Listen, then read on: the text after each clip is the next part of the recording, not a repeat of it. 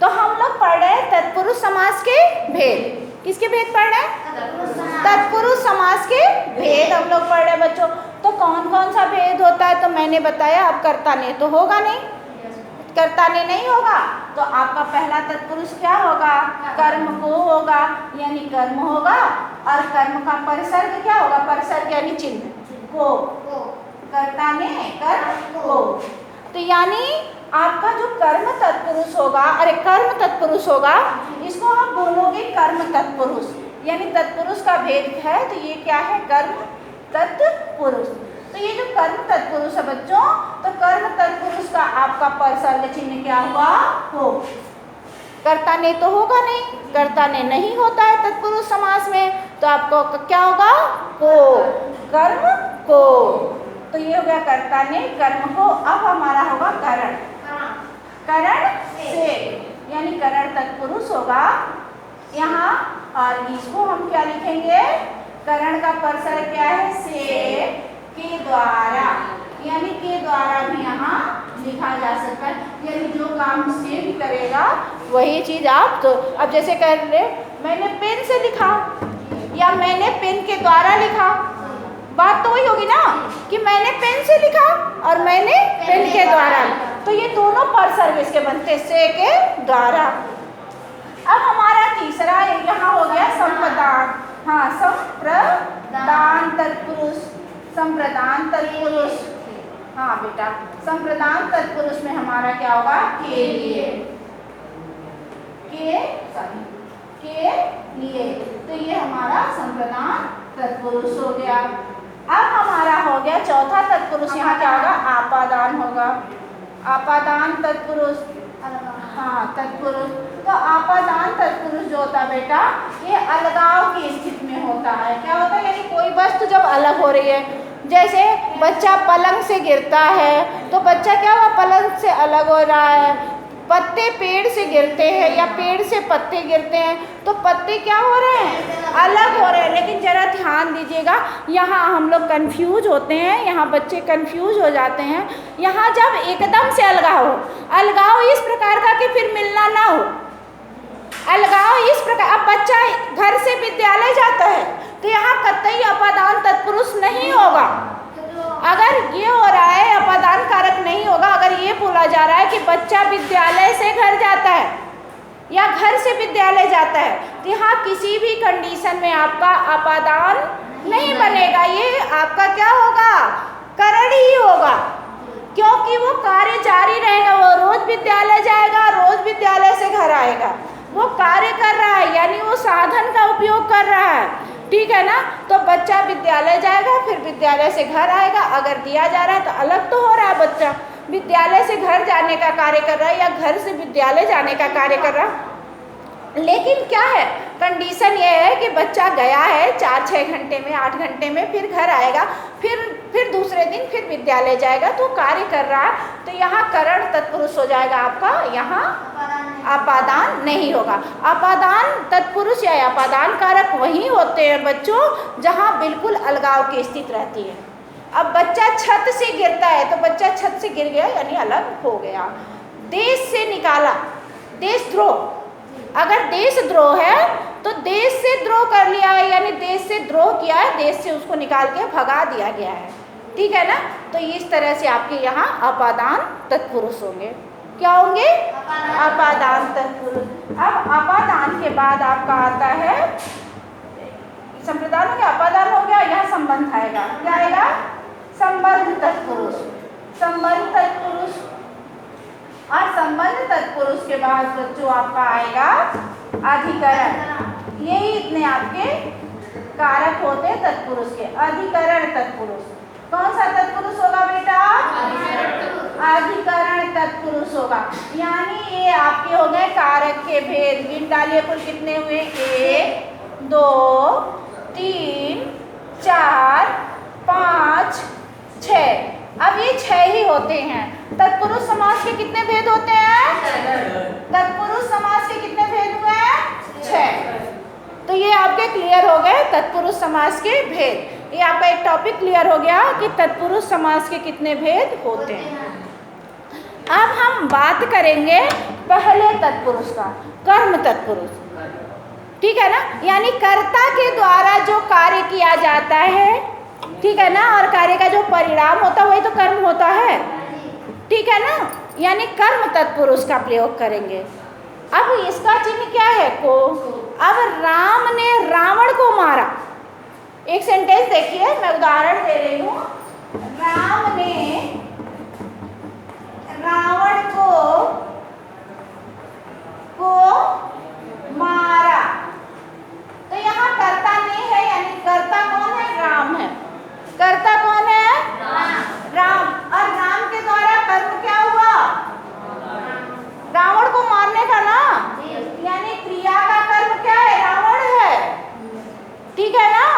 राम ने क्रिया किया है मारने का। राम के द्वारा कार्य क्या किया गया है? मारने का ना। राम के द्वारा कार्य क्या हो रहा है? क्रिया क्या हो रही है? मारना। राम ने रावण को मारा है, तो राम के द्वारा जो क्रिया हो रही है वो मारने की क्रिया हो रही है बेटा। तो जब मारने की क्रिया हो रही है तो उसका कर्म क्या है? रावण है। और रावण के साथ परसर्ग क्या लगा है? को परसर्ग है। परसर्ग क्या है? परसर्ग क्या है? को बेटा। तो यहाँ परसर्ग आपका को है। तो राम ने रावण को मारा, यानी कर्म के साथ क्या परसर्ग लगा? को। और कर्ता के साथ क्या परसर्ग लगा? ने। तभी तो कहते हैं कर्ता ने, यानी जहाँ कर्ता होगा तो कर्ता के साथ ने आएगा, और जहाँ कर्म होगा तो कर्म के साथ को आएगा। यानी कर्ता के साथ जो कार्य, कर्ता के द्वारा जो कार्य किया जाता है, उस कार्य के साथ उस कार्य को का जो कर्म होता है उसके साथ कौन सा परसर्ग लगता है? तो को। नहीं समझ में आया? एक तो होता है आपका एक तो होता है आपका कर्ता, जो कार्य को करने वाला होता है, और एक होता है उसके द्वारा किया गया कार्य, जो क्रिया होता है, ठीक है ना। यानी कर्ता या तो संज्ञा होगा या सर्वनाम होगा, बस दो ही होगा।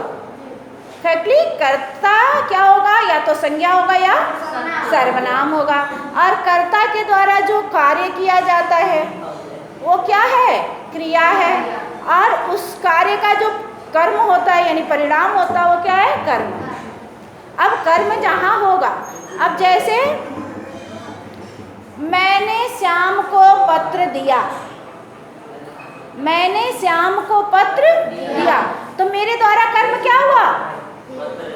क्रिया हुआ दिया, और कर्म क्या हुआ? पत्र देने का ना, ठीक है ना। अच्छा, कहीं कहीं ऐसा होता है कि साइलेंट होता है, जो आपके परसर्ग होते हैं वो साइलेंट होते हैं, ध्यान दीजिए। लेकिन वहाँ आपको परसर्ग का पहचान लेना होता है सेंटेंस को ऐसे यूज करके, ठीक है ना। कहीं कहीं ऐसे होते हैं कि जो आपके परसर्ग क्या होते हैं? साइलेंटली, समझ में नहीं होता है, होते हैं। अब मैंने पत्र दिया, ये भी तो कह सकते हैं ना, मैंने मोहन को पत्र दिया, ठीक है ना। तो यहाँ कर्म हुआ, तो यहाँ मैं करता हूँ तो मेरे साथ ने ही जुड़ेगा। अब यहाँ पूछा जाएगा कि करता है तो कौन सा परसर्ग जुड़ेगा? ने है, तो मैंने, ठीक है ना। मैं और ने यहाँ तो जुड़ा है, पता चल रहा है। लेकिन अगर कहीं कहीं ऐसा होता है कि साइलेंटली पता नहीं चलता है, ठीक है ना, कि मैंने कार्य किया, तो मैंने पेन से लिखा, तो यहाँ तो क्या होगा? आपका साधन यूज हो रहा है, और साधन के साथ कौन सा? करण के साथ कौन सा परसर्ग हुआ? से यूज हो, ठीक है ना। तो यहाँ आपका जहाँ कर्म होगा तो कर्म के साथ कौन सा परसर्ग लगा होगा? को, ठीक है ना। यानी जो भी कर्ता के द्वारा कर्म किया जाएगा उस कर्म के साथ जो परसर्ग लगेगा वो क्या होगा? को, ठीक है ना। जैसे को का की भी हो सकती, जैसे सीता की नानी ने दिया, ऐसा भी तो हो सकता है कि नहीं हो सकता? हो सकता है। सीता की नानी ने दिया, तो देने वाली कौन है? कर्ता कौन है? सीता की नानी है। लेकिन हमारा कर्म क्या हो रहा है? अरे उनके द्वारा क्रिया क्या किया गया? देने का किया गया, लेकिन सीता के साथ संबंध जुड़ा है कि नहीं जुड़ा है? तो यही चीज है। अब यहाँ आपका क्या हो गया? अब ये आपका को है, कर्ता ने कर्म को, ठीक है ना। कहीं कहीं एकाध कंडीशन में की या का आ जाता है, जिसे लिंग के साथ आ जाता है, तो उसको आप लोग कभी भी अनदेखा मत कीजिएगा, लेकिन रहेगा क्या, ज़्यादातर को ही रहेगा। कभी अपवाद आ जाता है तो बच्चे कंफ्यूज जाते हैं, तो वहाँ कंफ्यूज होने की कोई ज़रूरत नहीं। जब मैं किताब एक्सप्लेन करूँगी तो कहीं कहीं बता दूँगी, ठीक है ना। अब आपका दूसरा जो है, कर्म के बाद आता है करण। अब करण का मतलब बेटा साधन ही है। जो करण तत्पुरुष है तो वहाँ साधन यूज होगा। जैसे मैंने पेड़ से आम तोड़ा तो किसी साधन का यूज किया कि नहीं। अब देखो यहाँ साधन साइलेंट है, साधन साइलेंट है कि नहीं, साइलेंट है। तो मैंने पेड़ से आम तोड़ा, पेड़ से आम गिर नहीं रहा है अभी, तोड़ने का काम, मैं पेड़ से आम तोड़ूंगा, ऐसा भी तो हो सकता है कि नहीं हो सकता है। अब जैसे पेड़ से आम तोड़ लिया तो जब टूट गया है आम, तो आम के साथ जो जुड़ेगा तो वहाँ तो अपादान होगा। लेकिन जब पेड़ से आम तोड़ूंगा हो जाएगा, चाहे पेड़ से आम तोड़ने वाला हूँ, तो पेड़ के साथ कोई साधन यूज करोगे कि नहीं यूज करोगे, कोई डंडा यूज करोगे, कोई लगी या कुछ भी तो लोगे ना। तो उसी साधन के साथ ही से लगा हुआ, आपका साधन क्या है, साइलेंट है, ठीक है ना।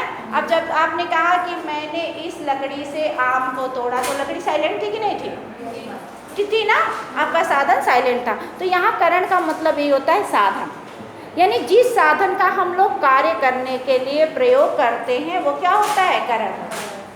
समझ में आया कि नहीं आया। अब ऐसे ये पंखा बिजली से चलती है, पंखा किससे चलता है, बिजली से चलता है। पंखा किससे चलता है, बिजली से। तो इस पंखा को चलाने के लिए किसी साधन का यूज हो रहा है कि नहीं हो रहा, किसका यूज हो रहा है, बिजली का। तो बिजली के साथ से आया है कि नहीं आया, साधन के साथ ही तो से आएगा। मैं इंक से लिखता हूँ, मैं इंक से लिखता हूँ, तो जब मैं इंक से लिख रहा हूँ, इंक से लिखने का कार्य कर रहा हूँ, तो साधन क्या है, इंक है ना। राम ने रावण को तीर से मारा, तो राम ने रावण को मारने के लिए जिस साधन का प्रयोग किया वो क्या है, तीर है ना। राम ने जब रावण को मारा तो किसी साधन का प्रयोग किया, अब वो साधन क्या था, तीर था। तो राम ने रावण को साधन से मार, तो जहाँ साधन का होगा बेटा संबंध, वहाँ से परसर्ग आएगा। कौन सा परसर्ग आएगा, से आएगा। मैं से के द्वारा भी हो जाएगा, राम ने रावण को तीर के द्वारा मारा, तीर से मारा या तीर के द्वारा मारा।